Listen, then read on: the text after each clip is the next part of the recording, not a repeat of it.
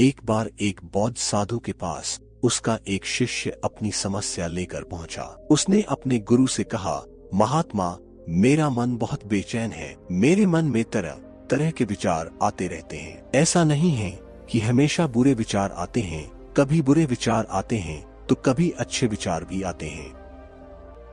लेकिन मेरे दिमाग में इतने सारे विचार चल रहे हैं कि मैं किसी भी चीज पर ध्यान केंद्रित नहीं कर पा रहा हूँ। यह एक विचार से शुरू होता है, फिर दूसरा विचार, और इसी तरह लंबे समय के बाद जब मेरा ध्यान वापस आया तो मैंने सोचा कि मैं जो कुछ कर रहा था उसके बारे में नहीं सोच रहा था। कुछ देर तक तो बस बकवास के बारे में सोचता रहा। बहुत कोशिश करता हूँ विचारों से पीछा छुड़ाने की, पर कभी सफल नहीं हो पाता। कभी कभी लगता है पागल हो रहा हूँ।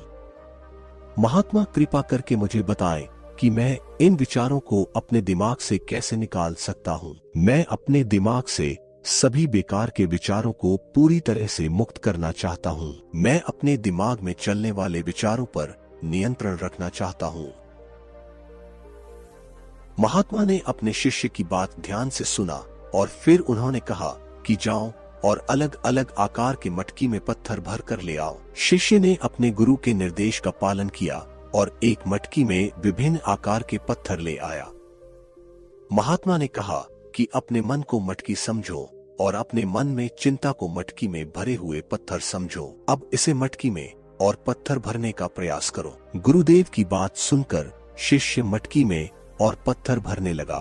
घड़ा पहले से भरा होने के कारण 2-4 पत्थर भरते ही मटकी से पत्थर बाहर गिरने लगा। यह देखकर महात्मा ने कहा, अभी रुक जाओ, तुम ध्यान से देखो, क्योंकि यह मटकी पहले से ही बड़ी मात्रा में पत्थरों से भरी हुई है। यहाँ कोई नया पत्थर नहीं भरा जा रहा है।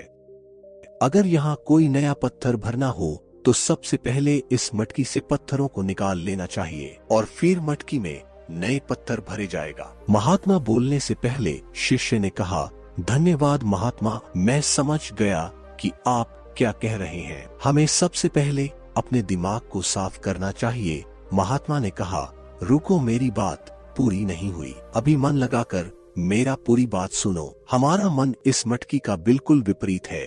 यह घड़ा पत्थरों से भरा जा सकता है, लेकिन हमारा मन कभी नहीं भरा जा सकता। जितने अधिक विचार यहाँ आते रहेंगे, उतने ही अधिक विचारों के आने की जगह होगी। शिष्य ने कहा, गुरुदेव, आप क्या कहना चाह रहे हैं?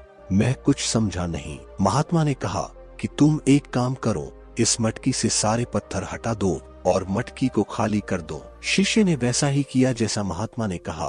उसने एक एक करके कलश से सारे पत्थर हटा दिए और कलश को पूरी तरह से खाली कर दिया। महात्मा ने कहा कि अब तुम इस मटकी को एक पत्थर से भर दो और उसी मटकी से 2 पत्थर निकालो। यह सुनकर शिष्य हैरान रह गया और महात्मा को बोला, यह कैसे हो सकता है गुरुदेव? अगर मैं इस मटकी में एक पत्थर भर दूं तो इस मटकी से 2 पत्थर निकालना कैसे संभव है? महात्मा मुस्कुराए और बोले, ठीक है, इस मटके में 5 पत्थर रख, 2 और 10 पत्थर निकालो। शिष्य ने बोला, महात्मा, क्या आप मुझसे मजाक कर रहे हैं? यह कोई चमत्कारी मटकी नहीं है जो एक पत्थर भरकर 2 पत्थर निकाल सकता हूँ और 5 पत्थर भरकर 10 पत्थर निकल सकता हूँ। यहाँ जितने पत्थर भरे जा सकते हैं उतने पत्थर निकाले जा सकते हैं।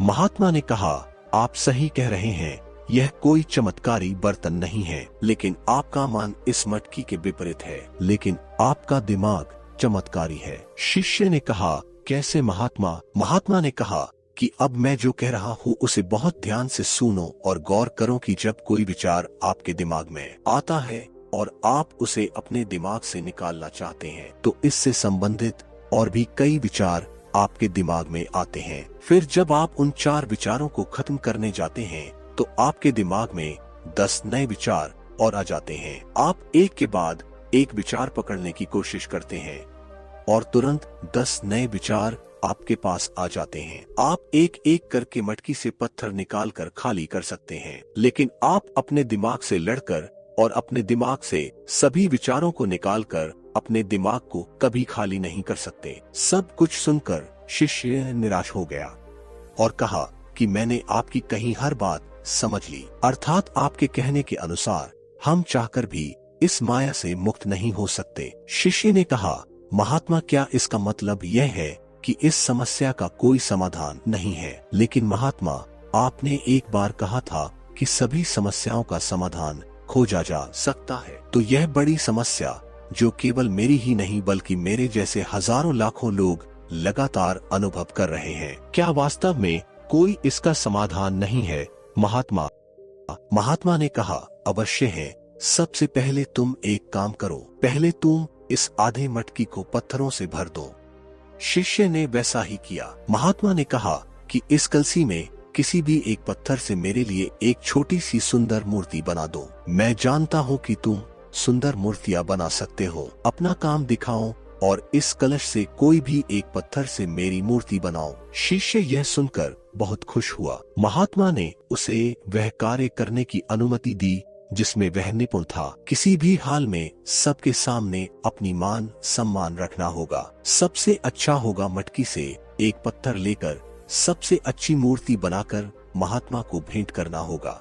यह सब सोचते हुए उसने घड़े से एक पत्थर निकाला, लेकिन उस पत्थर को देखकर उसे इतना संतुष्टि नहीं हुआ। उसे लगा कि इस पत्थर से मूर्तियां नहीं बनाई जा सकती। उसने क्या किया कि उस पत्थर को मटकी के पास रख दिया और दूसरा पत्थर निकाल लिया। इस बार उसे इस पत्थर का आकार पसंद नहीं आया। उसने उसे भी मटकी के पास रख दिया और 3 नंबर पत्थर निकाला, उसे भी पसंद नहीं आया। उसने सोचा कि यह पत्थर का रंग महात्मा की मूर्ति बनाने के लिए उपयुक्त नहीं है और फिर उसने उस पत्थर को भी मटकी के पास रख दिया। फिर उसने 4 नंबर पत्थर निकाला, लेकिन उसे भी यह अच्छा नहीं लगा। फिर उसने मटकी के सारे पत्थर एक एक करके बाहर निकला, क्योंकि उनका विचार था कि यदि कलश में कोई अच्छा पत्थर मिल जाए तो महात्मा के लिए एक सुंदर मूर्ति बन सकती है। अब वह उलझन में पड़ गया। वह यह सोचने लगा कौन सा पत्थर की मूर्ति बनाओ जो महात्मा के लिए अच्छा सुंदर मूर्ति बन सके। महात्मा बहुत देर से यह सब देख रहे थे। उन्होंने शिष्य के पास आके कहा, मैं तुम्हारी परेशानी दूर कर रहा हूँ। कलश में से जो पत्थर तुमने सबसे पहले निकाला था उसी पत्थर को लो। अब तुम कल्पना करो कि तुम्हारे पास केवल यही एक पत्थर है और कोई पत्थर नहीं है। अगर तुमको मूर्ति बनानी है तो तुमको इस पत्थर से ही मूर्ति बनानी होगी। अब तुम इस पत्थर से एक मूर्ति बनाओ। शिष्य ने वैसा ही किया जैसा महात्मा ने उसे बताया और देखते ही देखते उसने उस पत्थर से एक बहुत ही सुंदर मूर्ति बना दी। मूर्ति बनाने के बाद उन्हें एहसास हुआ कि यह उनके द्वारा बनाई गई अब तक की सबसे अच्छी मूर्ति है। उसने वह मूर्ति महात्मा को भेंट की और कहा कि महात्मा, मैंने कभी भी नहीं सोचा था कि इस पत्थर से इतनी सुंदर मूर्ति बन सकती है। मूर्ति को देखकर महात्मा बहुत खुश हुए और कहा कि जब हमारे पास एक से अधिक दूसरा विकल्प नहीं होते हैं तो हम इसे सफल बनाने के लिए अपनी सारी ऊर्जा लगा देते हैं, और अगर और भी ज्यादा विकल्प हो तो हम पत्थर ही चुनते रहते और कभी भी मूर्तियां नहीं बनती। हमारे मन में एक विचार के पीछे हजारों विचार खड़े होते हैं और हम अलग अलग विचारों के बीच भटकते रहते हैं बिना उस विचार पर ध्यान दिए जिस पर हमें अपनी सारी ऊर्जा केंद्रित करने की आवश्यकता है।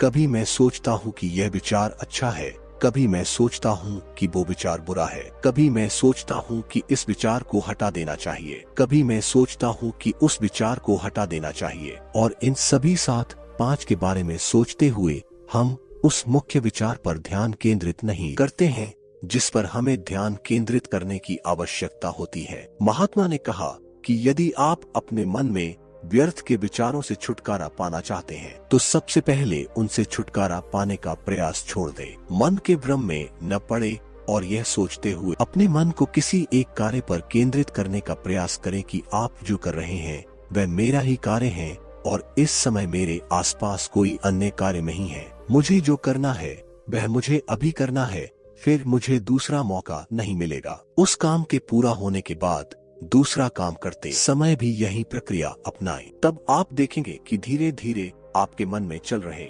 हजार विचार कपूर की तरह उड़ रहे हैं। हालांकि मन के इस भ्रम से बाहर निकलना इतना आसान नहीं है। इसके लिए कई दिनों के अभ्यास की जरूरत होती है, लेकिन यह असंभव भी नहीं है और लंबे अभ्यास के परिणाम स्वरूप हम इस समस्या से छुटकारा पा सकते हैं।